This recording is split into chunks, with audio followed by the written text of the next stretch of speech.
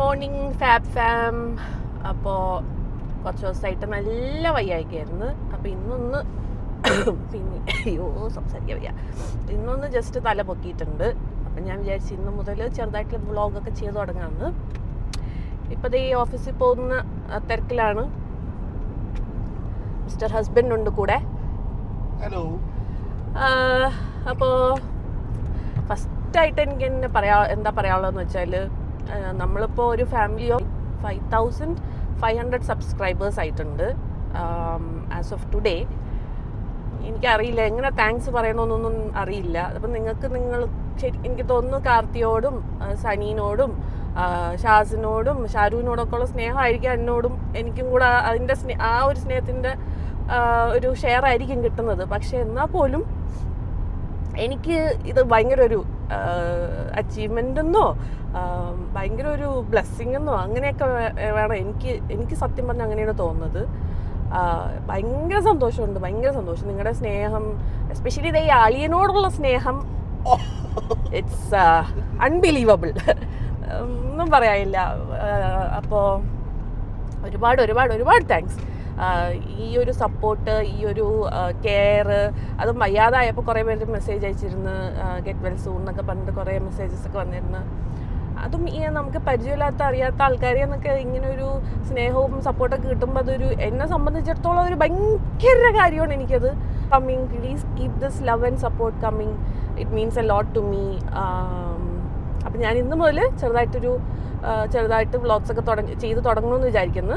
ഇന്നെന്തായാലും cinema കാണാനൊരു പ്ലാനുണ്ട്, കൂലി. ആരൊക്കെ പോകുന്നുണ്ട് ഇന്ന്? എനിക്ക് തോന്നുന്നു ഫസ്റ്റ് ഷോ കണ്ടിട്ടുള്ള ആൾക്കാരായിരിക്കും എല്ലാവരും. പക്ഷെ ഞാനും 8:30 ആഫ്റ്റർ ഓഫീസ് ടിക്കറ്റ് എടുത്തിട്ടുണ്ട്. അപ്പം പോയി കാണണം ഇൻഷാല്ലാ. ഇവിടെ എൻ്റെ കൂടെ ഒരു രജനീകാന്ത് ഫാനുണ്ട്, ഭ്രാന്തനാണ്. എന്താണ് കൂലിയെ പറ്റി പറയാനുള്ളത്? അല്ല, പണ്ടൊക്കെ നമ്മള് മമ്മൂട്ടി മോഹൻലാൽ പടങ്ങൾ റിലീസാവാൻ കാത്തിരിക്കുന്നതിന്റെ ഒപ്പം തന്നെ ഞാൻ കാത്തിരുന്ന രജനീകാന്ത് പടങ്ങൾ കാത്തിരുന്ന പടങ്ങളാണ്. പിന്നെ അതിനുശേഷം തമിഴിൽ വന്ന്, പിന്നെ ഡയറക്ടേഴ്സിന്റെ പടങ്ങളായി കാത്തിരിപ്പ്. പിന്നെ തമിഴിൽ വന്ന് കാത്തിരുന്ന ഒരു ഡയറക്ടറിന്റെ പടം എന്ന് വെച്ചാൽ ലോകേഷ് കനകരാജിൻ്റെയാണ്. ഇതാവുമ്പോൾ രജനിയും ലോകേഷ് കനകരാജും, what a deadly combo. Waiting for powerful mob star. നമുക്ക് കാണാം, ഇന്ന് വൈകിട്ട് വിളിക്കാം. പിന്നെ ഈ കിട്ടുന്ന സ്നേഹത്തിനോട് എന്താ പറയാനുള്ളത്? അയ്യോ, എനിക്ക് കിട്ടുന്ന സ്നേഹത്തിനേക്കാളും കൂടുതൽ വേറൊരാൾക്ക് ഇവിടെ കുശുമ്പാണ് കൂടുന്നത്. എനിക്കറിയില്ല എന്താ.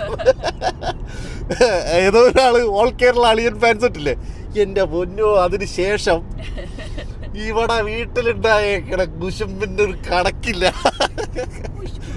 താങ്ക് യു അടിപൊളി. അപ്പം നമ്മൾ രാവിലെ ഞാനും സനുക്കായും കൂടെ ഒരുമിച്ചാണ് ഓഫീസിൽ പോകുന്നത്. അതാണ് ആകെ കൂടെ നമ്മുടെ ഒരു ടൈം എന്ന് വേണമെങ്കിൽ പറയാം. അല്ലെങ്കിൽ ബേസിക്കലി ബിസിയാണ്. ഞാൻ 5:30 ആവും ഓഫീസിൽ നിന്ന് വരാൻ. ചില ദിവസങ്ങളിൽ സൺക മിക്കവാറും ഡിപ്പെൻസ്, ചിലപ്പോൾ നേരത്തെ വരും, ചിലപ്പോൾ അത് 7, 8 ഒക്കെ ആവും.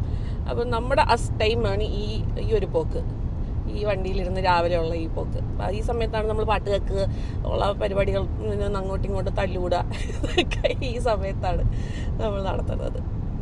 എന്തെങ്കിലും പറയാനുണ്ടോ അതിനെപ്പറ്റി? അപ്പോൾ അതാണ് നമ്മുടെ കാര്യങ്ങൾ. അപ്പോൾ ഞാൻ പറഞ്ഞല്ലോ, ഇനി മുതൽ കൺസിസ്റ്റൻ്റ് ആയിട്ട് ചെയ്യാൻ ഞാൻ മാക്സിമം ശ്രമിക്കുന്നതാണ്. അപ്പോൾ see you guys, have a good day.